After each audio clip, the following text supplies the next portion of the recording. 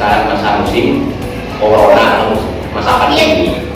Jadi kita semuanya layak bersyukur sebenarnya, karena di sekolah-sekolah lain sudah sistem pembelajaran yang dijalani adalah daring. Kenapa kita layak bersyukur? Coba bayangkan, kita dalam pembelajaran daring saja kita membutuhkan beberapa biaya. Mana juga harus butuh HP, kuota dan lain sebagainya. Jadi kita semuanya layak bersyukur, meskipun dalam masa-masa pandemi kita masih tetap melaksanakan pembelajaran secara daring, secara tatap muka. Baik, sebelum kita lanjutkan pembelajaran pada pagi hari ini, mari kita membaca doa bersama-sama. Monggo dipimpin oleh kedua kelasnya. Sebelum kita mulai pelajaran, marilah kita berdoa terlebih dahulu. Berdoa. Bismillahirrahmanirrahim. Raditu billahi rabban wa bil islami dinan wa bi Muhammadin sallallahu alaihi wasallam nabiyyan wa rasulan. Rabbi zidna ilma warzuqna fahma. Rabbi ishrah li sadri wa yassir li amri wahlul 'uqdatam min lisani yafqahu qawli bi rahmatika ya arhamar rahimin. Amin. Alhamdulillah. Kemudian perlu juga saya sampaikan, ada beberapa hal nanti yang akan kita bahas. Yang pertama, materi kita pada pertemuan kali ini adalah persoalan jinayat, bab jinayat. Yang pertama bab jinayat dalam subbab masalah pembunuhan.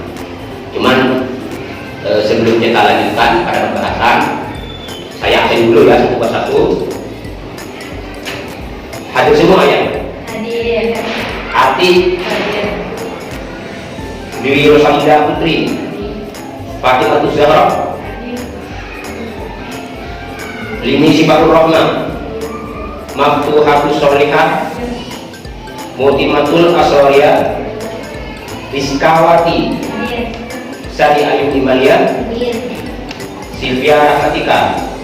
Hadir. Alhamdulillah hadir semua.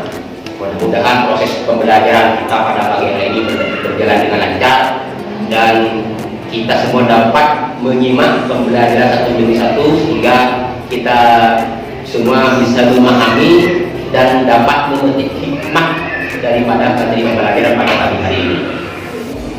Kemudian perlu saya sampaikan bahwa di materi pembunuhan pada pagi hari ini ada beberapa kompetensi yang perlu saya sampaikan. Kompetensi inti daripada proses pembelajaran pada pagi hari ini, ada beberapa kata-kata bijak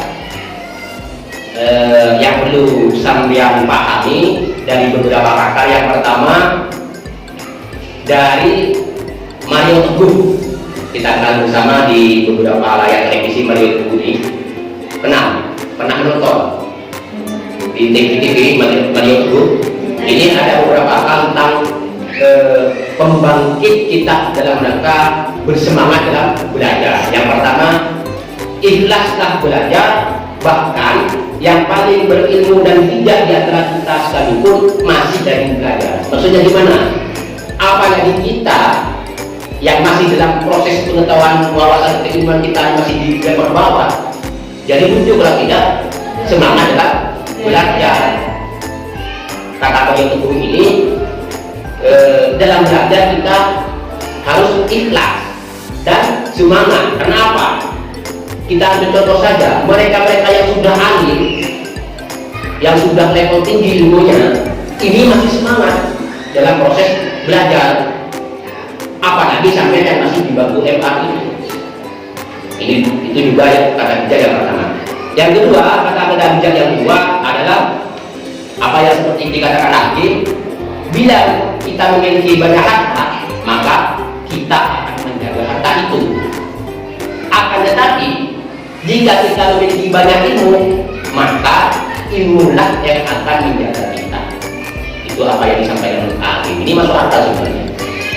Jadi meskipun kita ini dari segi harta sudah kaya dan sebagainya, bahkan gara-gara harta tersebut kita justru direpotkan dengan harta yang kita miliki, tapi itu dan sebagainya, kan seperti itu. Tapi kalau punya banyak ilmu, justru ilmu yang akan menjaga kita. Apa yang kita inginkan kita bisa peroleh dari ilmu itu justru. Paham? Jadi beberapa kata bilang tadi saya harapkan bisa membangkitkan semangat sampean, gairah sampean dalam menjalani proses pembelajaran mulai dari sekarang sampai nanti. Pagi selanjutnya perlu saya sampaikan indikator dari proses pembelajaran pada pagi hari ini. Yang pertama, menjelaskan dasar hukum larangan membunuh, termasuk juga di dalamnya pengertian dari pembunuhan. Kemudian yang kedua, mengklasifikasikan macam-macam pembunuhan. Nanti akan dijelaskan ada beberapa macam pembunuhan. Kemudian yang ketiga, menjelaskan hukuman bagi pelaku pembunuhan. Kemudian yang keempat, menjelaskan hikmah dilarangnya pembunuhan. Cuman pada pertemuan pada pagi hari ini kita fokus di materi pengertian dari pembunuhan, kemudian fokus di materi juga masalah macam-macam pembunuhan dan dasar hukum larangan membunuh. Karena di materi dari pembunuhan ini kita akan dibagi menjadi dua tata muka. Ini tata muka yang pertama.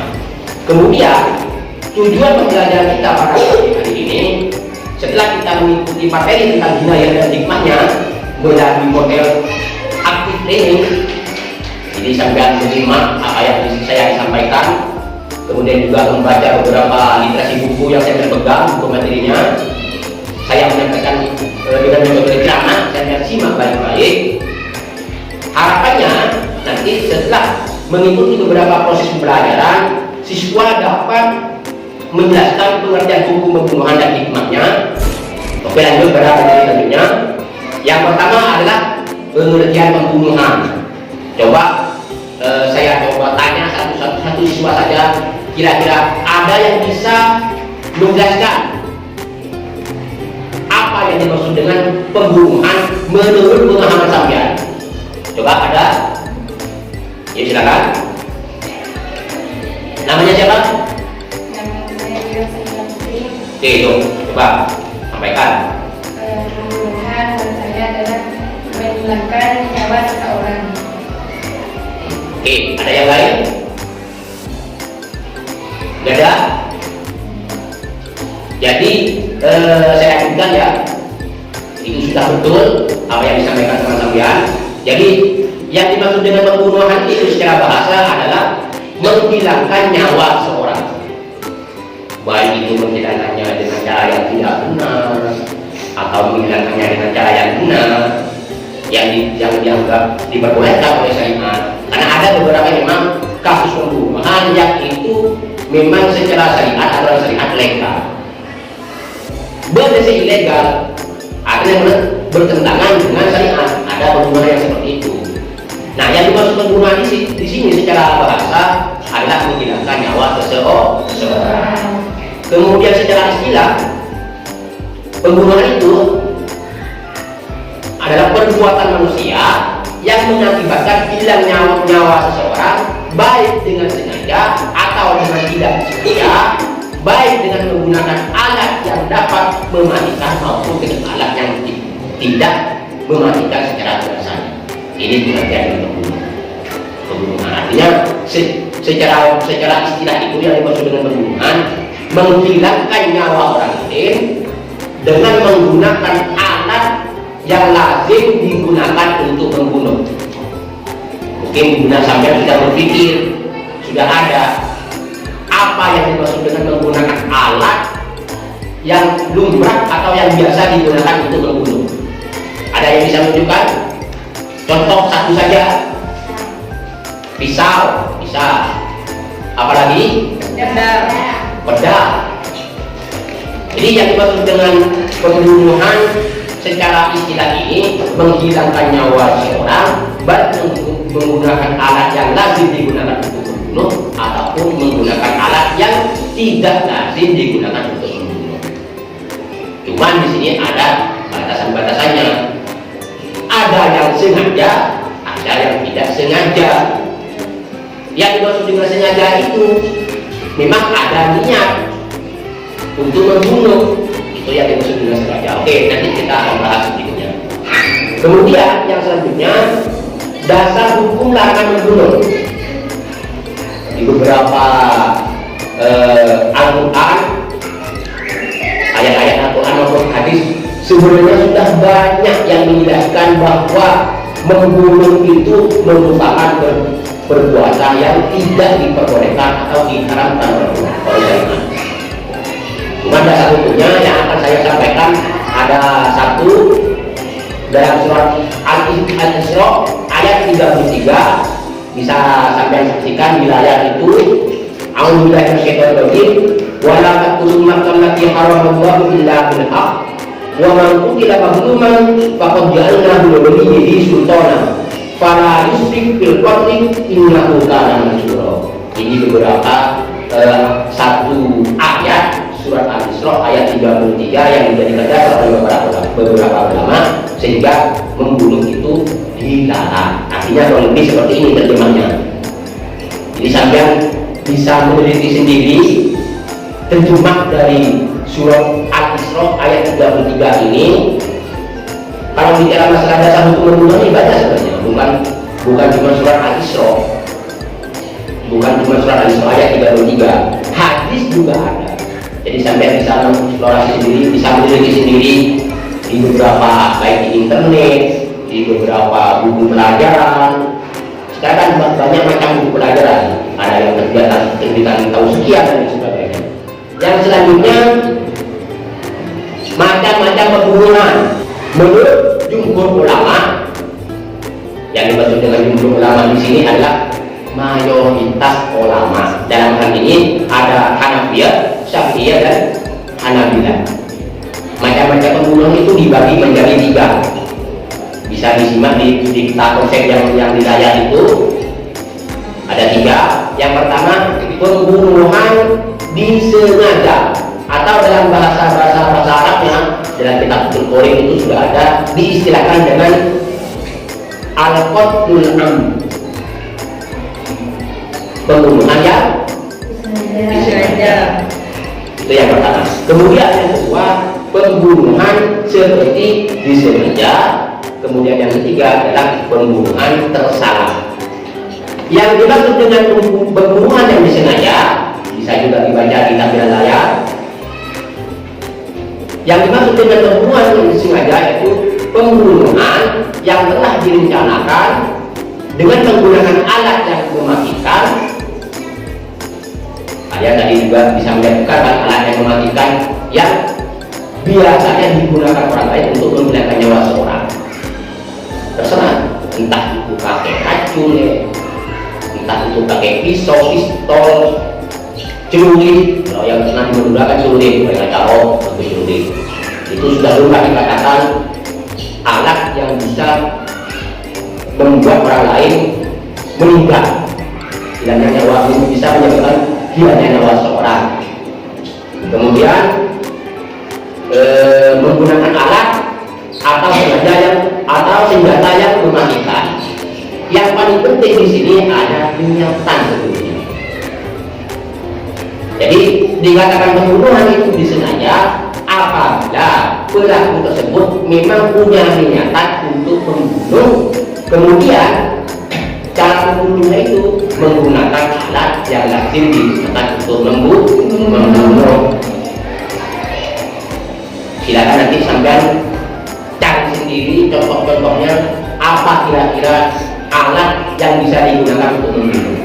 Kemudian pembunuhan yang kedua adalah macam pembunuhan yang kedua adalah pembunuhan seperti disengaja. Al-qatlu syibhul amd, seperti disengaja. Apa yang dimaksud dengan pembunuhan seperti disengaja? Pembunuhan yang dilakukan seorang tanpa melakukan niat untuk membunuh dan menggunakan alat yang biasanya tidak mematikan.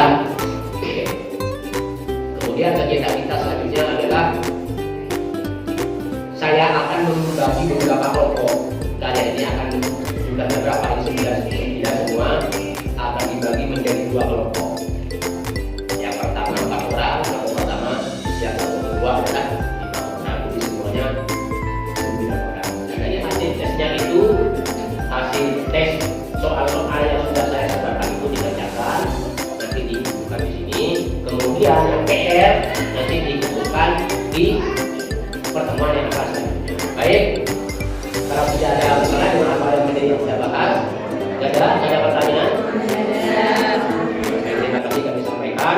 Mudah-mudahan apa yang kita pelajari pada pagi hari ini bermanfaat sehingga apa yang menjadi tujuan dari pembelajaran pada pagi hari ini bisa tercapai dengan maksimal, sehingga nilai sampean ini syukur-syukurlah kalau lebih dari KKP.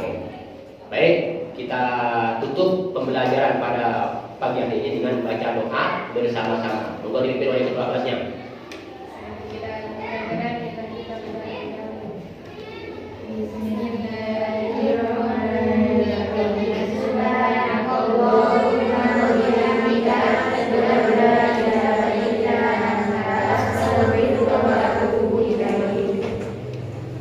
Baik, saya akhiri dengan ucapan Assalamualaikum warahmatullahi wabarakatuh.